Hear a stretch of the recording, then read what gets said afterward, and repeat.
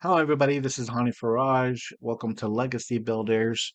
And today I want to talk about something that's kind of new to me and to my world, but I feel like it's important and nobody really talks about it, at least in the real estate coaching world. I feel like we kind of glaze over it because it's such a weird topic.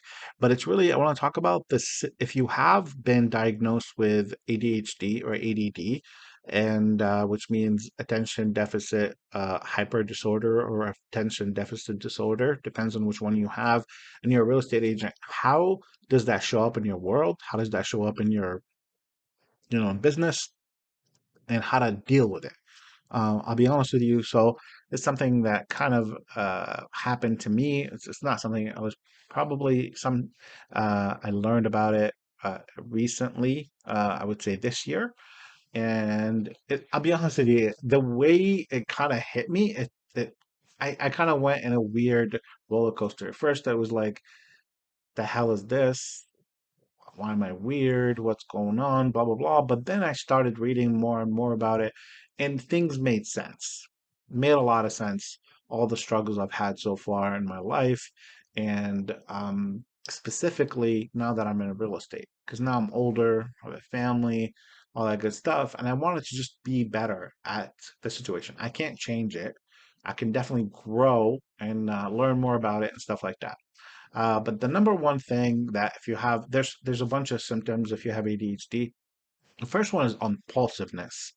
Okay, that's shown up in my world in various ways, specifically when it comes to spending money. Okay, I can tell you this is horrible, but um, I remember like switching website providers like 3 times within 3 months, and it drove my real estate agents crazy.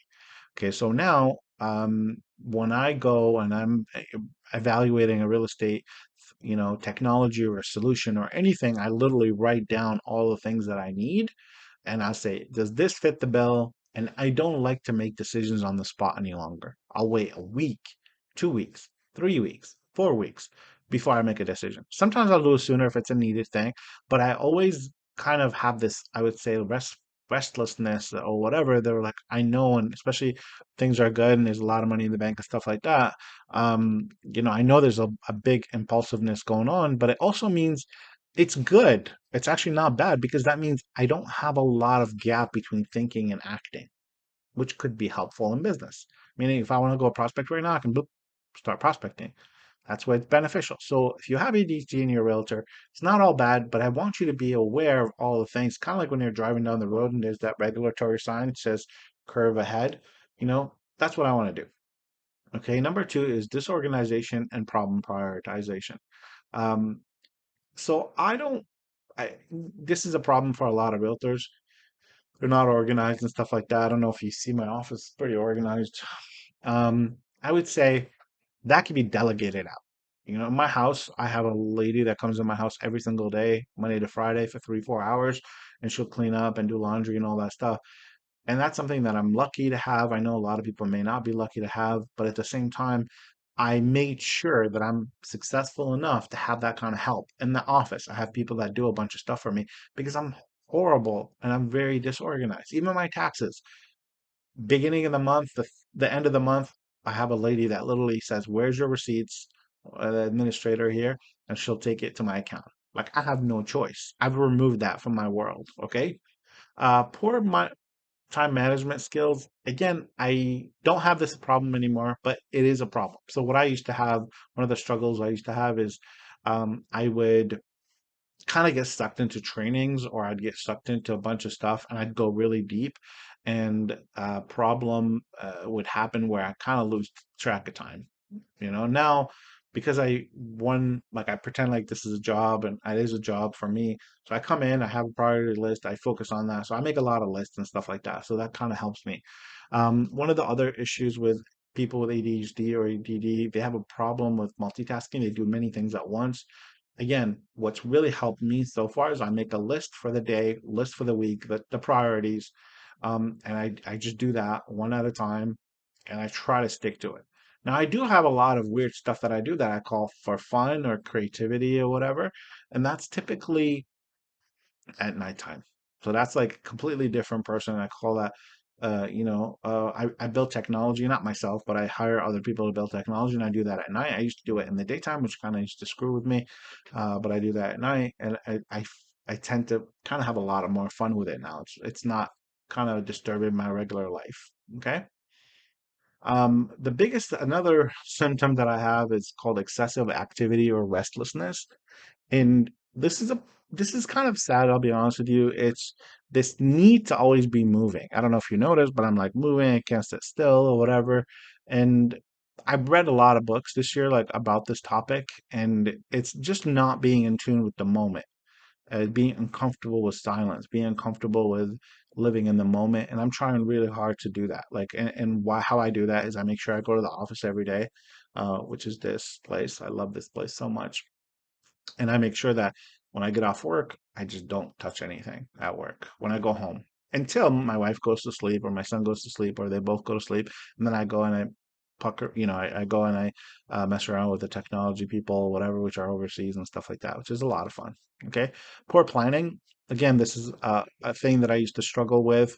And what I did is I just didn't plan my day, my finances, nothing. And again, I learned through a lot of failure is that I need to plan everything, everything. And that means even my expenses, my budget, my taxes, my investments, everything's on a timer. Like every week, I have money coming out of my bank account to go into investment accounts. I have money going into taxes. I have money into all this stuff. So I've learned, everything to be automatic. And therefore, I know that I don't have, this is not my money. It's somebody else's money. It's the government. In Canada is the CRA. In the States is Uncle Sam. I'm in Canada. So I don't mess around with these people. Okay. So low frustration tolerances. Again, very short tempered. Sadly, I've kind of burnt a lot of bridges with team members and stuff like that because, I had very low tolerance. Now I'm kind of way improved, I would say. Definitely way improved because of this one thing that I'm going to share with you at the end. It's pretty cool. Frequent mood swings. This happens a lot. And again, I'm aware of it. When I'm having a bad day, I just tell my wife, and I usually just try to stay at home and just not interact with people. And again, I'm at this level now. Thank God, I'm so blessed that I can kind of delegate a lot of stuff out through my work because I have so many people that do different things. So I'm so lucky that I can delegate a lot of stuff. But if you're new, you have to recognize that like, hey, I'm having a bad day, and if you can maybe communicate, don't tell. Maybe if you don't want to, it's up to you, share with people like, hey, look, I'm struggling with this today. Do you mind if we like pick this up tomorrow? Whatever. I'm not going to be a lot of fun today. So just share that with people because you don't know that they will understand, I believe, problems following them through and completing tasks. This is probably the biggest problem have had, where sometimes I wouldn't always finish. Now, in terms of real estate, I've never had that issue. Like if I start with a realtor or with a client, a buyer or seller, I'll always take them to the end and I'll help them. But it was more other projects, like for example, marketing or other things that I do around the office or like moving to a company. Like I recently moved companies and stuff like that. And we'll talk about that later. You know, put it off for 6 years, man. That's a long time. And finally I did it. But it was more about people, having people around you or around me that helped me. I delegated a lot of the stuff. So all I have to do is just do short-term thinking and then kind of do the rest. It's kind of cool. Another symptom is a hot temper, like having a bad temper or, I would say heated temper. It's never violent for me anyway. But it's something I've kind of recognized. And again, how I deal with it is when I'm having that kind of moment, I'll usually take a deep breath and, just share with the person, look, today is not a good day for me. Can you please, just maybe let's take a break. Let's step away and then come back to this later. Okay. And the last thing is just problem with coping with stress. Um, again, that's been an issue in the past, but the solution to all these problems, believe it or not, I know you can get medicated, and if need that, by all means, go do it. For me, what happened in my world, something happened. My father passed away at a young age of a heart attack, and all the stimulants, they affect your heart negatively. So basically, to pump more blood into your brain, so like certain pathways in your brain get accessed by your ADHD brain and stuff like that. Sadly, what happened is for me, my doctor does not prescribe me any medication or any kind of stimulants. So what I learned was exercise.